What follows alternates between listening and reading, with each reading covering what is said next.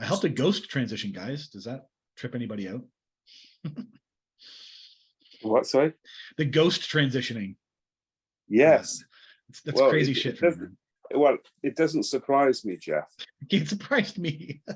Yeah, but all this is Right. related. Yeah, it's all related, and the abilities were the same, telepathy and stuff, right? But just insane.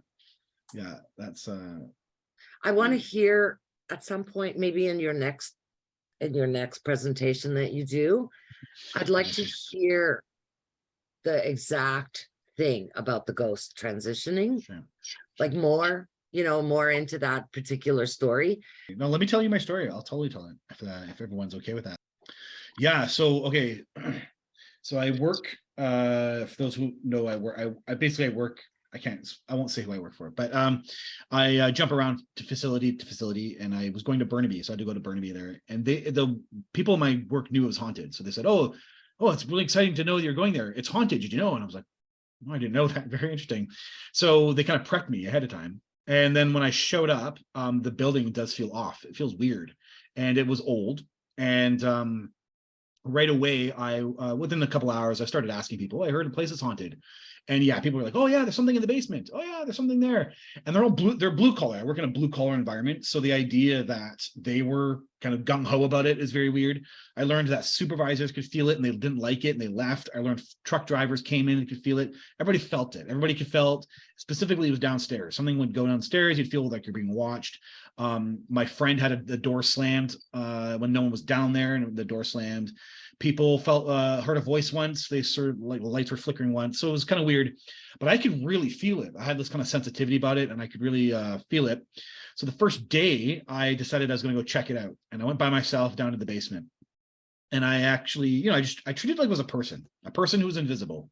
And I said, I was trying to be compassionate actually, and tried to say, I'm here. I think I can feel you. I know you're here, and I'm just, I'm a friend. Like I just want to learn about you. And I just treated it like I was exploring. And I ate my lunch, and I ended up having a feeling about like disability, something like, and I got an image of a wheelchair in my mind.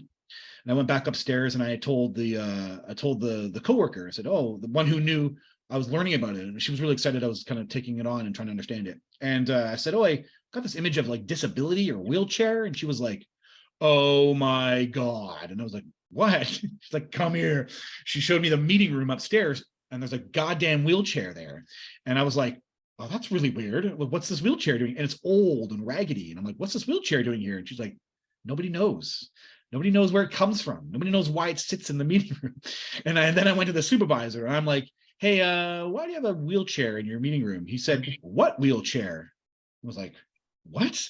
Like, there's a wheelchair that sits in your meeting room. He's like, that's really weird. And we both went over there, and he sat there and he looked at it and said, I never noticed this was here before. So this wheelchair, this old wheelchair, this raggedy wheelchair sits in the building. It's really strange.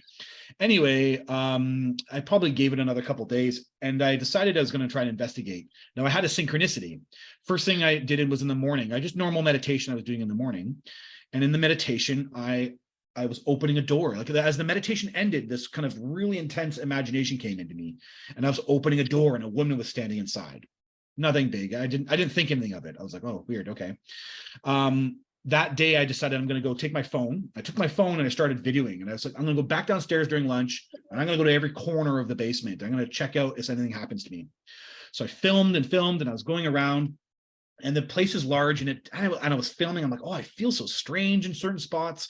I can feel really cold in these kind of corners of the basement.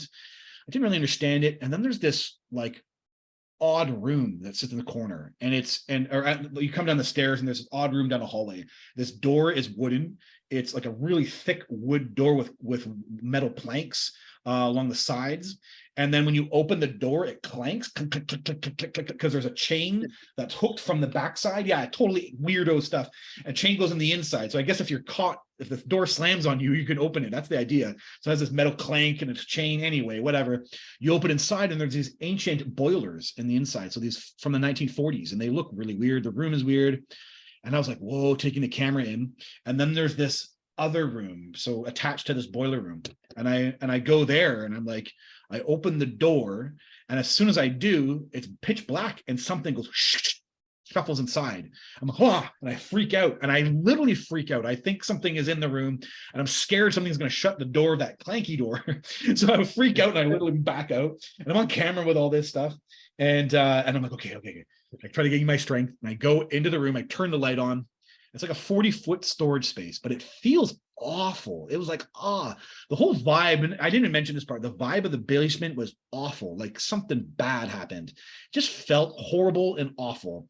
And I'm on film, I'm filming, and I turn the light off. And I go back upstairs and I show my friend the room, and me going in the room, and you could hear something is in the room and shuffling. And so we both go back downstairs right away. The light is back on. The one I'm on film turning off. We're talking like minutes. Like no one was down there. It was me, plus it's in this back weird space. So something had turned the light back on, and I was at that point, I knew something had happened and something was there. Anyway, that night I went and did the meditation again, and then in the meditation again at the exact same time, at the end of the meditation, right like from the last couple seconds, I'm closed. There's a woman in a room, and now I'm closing the door, and I realized, holy shit, that was I meditated. In my meditation was the door of that room that I opened. I like put it all together, and I actually realized I was like a premonition. Like I dreamt of, or meditated. In my meditation was me opening the door of that very door. And then I heard, once I put it together, that was that room, I heard the words say, "You were the one who opened the door." And that would be in Ian's language, permission, me giving permission to me being to involve myself with this alien, with this entity. Anyway, from that point onwards, it started interacting with me, and it started communicating with me, and it knew I could hear it. That was the main thing. It knew I could hear it, and it was talking to me. The problem is that I could feel its insane vibe. Whatever happened to it, my language is that I think it killed itself, or it was a slow, drawn out death in that spot. I tried to research the building, and it turned out the building was older than than we had purchased it. So it was obviously from the early 1900s, and someone died there. That's what I'm convinced of. But they were trying to befriend me. But every time I felt the awful feelings of that room, and I hated it. I was like, I can't stand it. I can't stand it. A week went by, or a couple weeks, and I did an EVP experiment. Me and a friend went down to that very room, the dark, evil, weird room, and then we asked a list of questions. And she was running static, and I asked questions. And when I asked the question, had anybody died here? The phone went pop, pop, pop, pop, pop, pop, pop, pop, and these audios, and I was like, oh, weird. And I went and analyzed the audio, and there was these glitches right after I asked the question, did anybody die here? So I was convinced that was the entity telling me. And anyway, we both were feeling like shit in the room. Like our hearts were repressed, our skins were tingling, we felt awful. I couldn't even be in the room, she couldn't be in the room.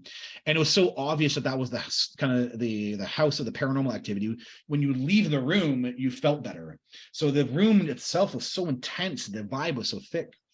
Anyway, one night by myself in my house, I hear the entity again, and it's saying, I need you to help me. Like it was kind of demanding it, actually. I was like, I don't know how to help you.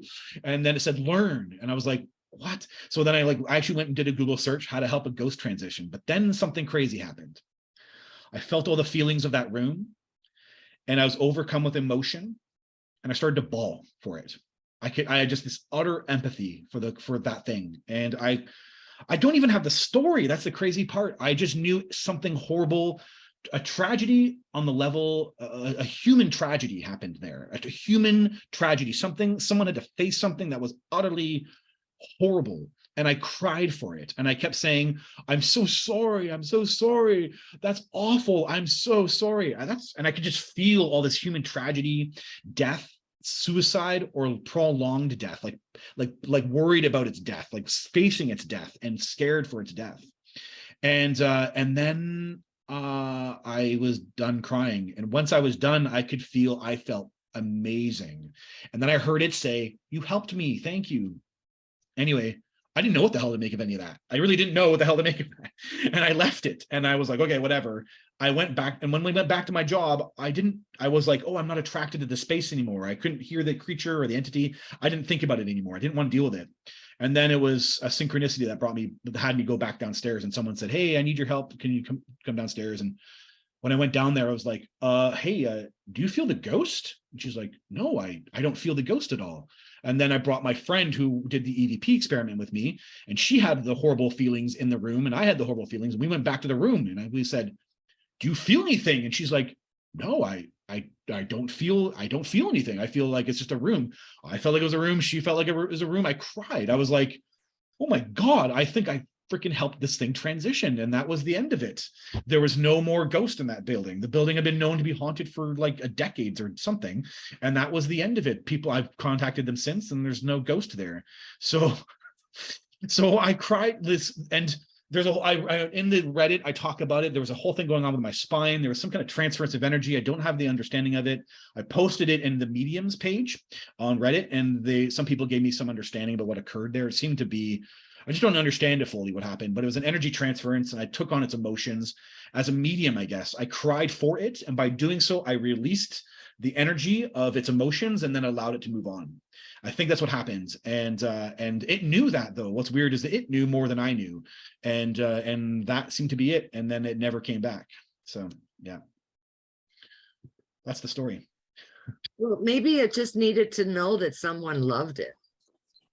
Maybe it needed that, right? The feeling that someone cared. Yeah, something to be to move said on. about, so you don't know how dense that the basement was. It was like the emotions were kept it stuck. That's what it felt like. It felt like this, it was Yes. stuck because it had been so caught in its self-pity about death that it was stuck now there, and it couldn't get out because of it, actually. And it was stuck in the basement and was stuck Right. there. And there was depression was part of the feeling. Like there was all this horrible feelings were tied to it. And then the crying for it felt like I was crying its emotions. Like there was some kind of interconnecting piece to it, and part of mediumship is I didn't know that actually until I read about it, that mediumship is to, like, you express the emotion so it can move on, because what it's done is it put itself in a middle transition, so it's stuck with human dense emotions that it can't get rid of because it needs to move on. So then it gets stuck with those emotions. So then a medium, when a body expresses them, then it can release them so the entity can move on now. That's what I learned as I was going through the process. I didn't even know, right? I had no knowledge of this stuff. And that's what it felt like it happened. I expressed the emotions of it so it could now move on. And yeah, that was pretty crazy.